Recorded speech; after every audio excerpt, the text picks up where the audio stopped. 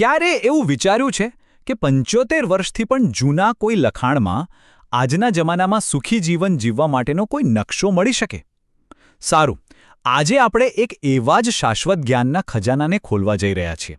અને જોવા જેવી વાત તો એ છે કે આ જ્ઞાન આજે પણ એટલું જ સાચું અને ઉપયોગી છે જેટલું દાયકાઓ પહેલાં હતું.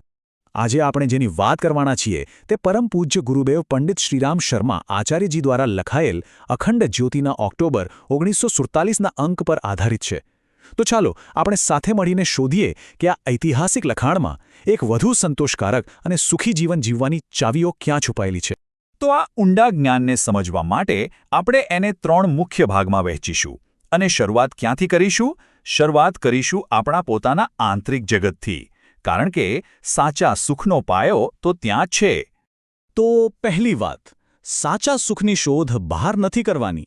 એ યાત્રા તો આપણી અંદરથી જ શરૂ થાય છે. અને આ યાત્રાનું પહેલું પગલું કયું?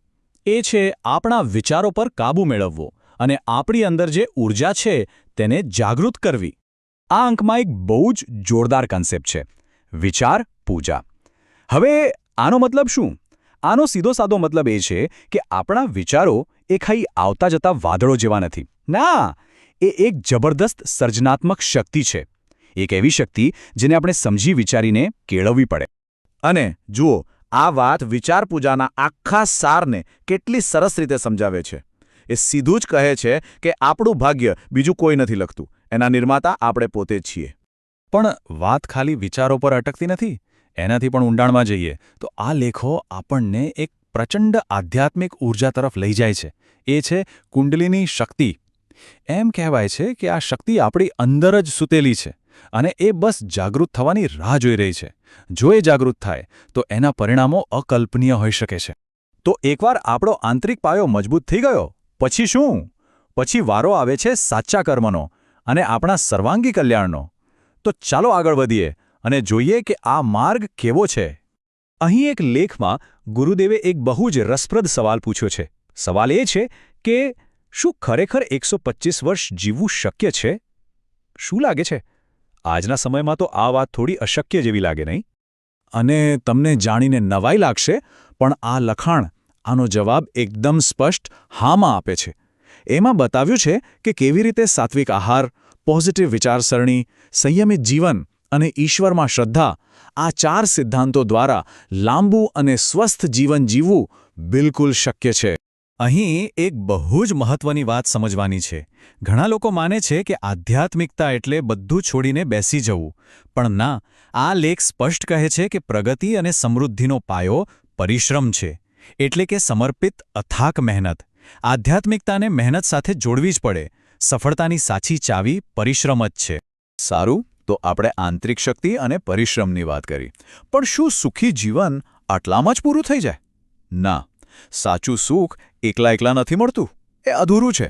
એને પૂરું કરવા માટે આપણે સમાજ સાથે જોડાવવું પડે અને એની સેવામાં પણ ભાગીદાર બનવું પડે. હવે વાત કરીએ એક એવી સમસ્યાની જે આજે પણ એટલી જ મોટી છે: માનસિક બીમારી. ઘણીવાર આ એક એવી જટિલ સમસ્યા છે જેનો કોઈ સીધો શારીરિક ઇલાજ નથી હોતો. આ લખાણ આ સમસ્યાને સ્વીકારે છે અને એના ઉકેલ માટે એક દિશા પણ બતાવે છે. અને એનો ઉકેલ શું છે? બહુ જ સુંદર ઉપાય છે: સહાનુભૂતિ. બીજાના દુઃખને સમજવું, એની સાથે ઊભા રહેવું. અહીં સહાનુભૂતિને ખાલી એક લાગણી નથી ગણાવી, પણ એને દુઃખી મન માટે એક અદ્ભુત ઔષધિ, એક દવા તરીકે વર્ણવી છે. કેટલી ઊંડી વાત છે!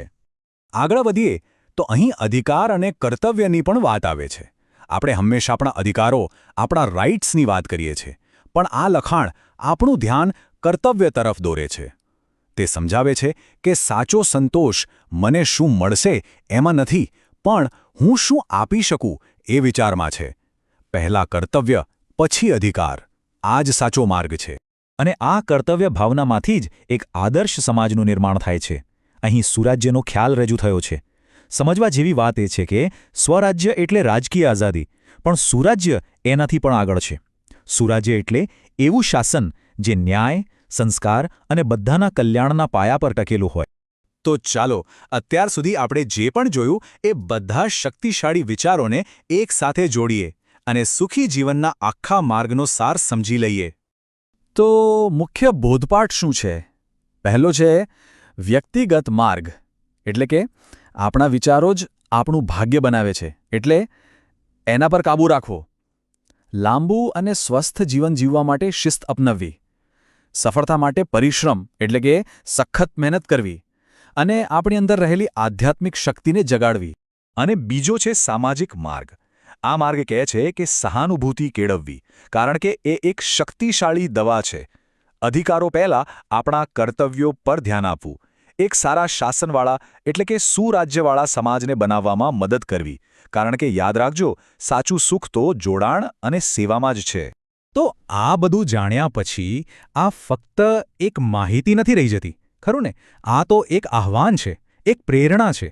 તો સવાલ એ છે કે સુખી જીવનના આ શાશ્વત માર્ગ પર આજે આપણે સૌ સાથે મળીને કયું પહેલું પગલું ભરી શકીએ?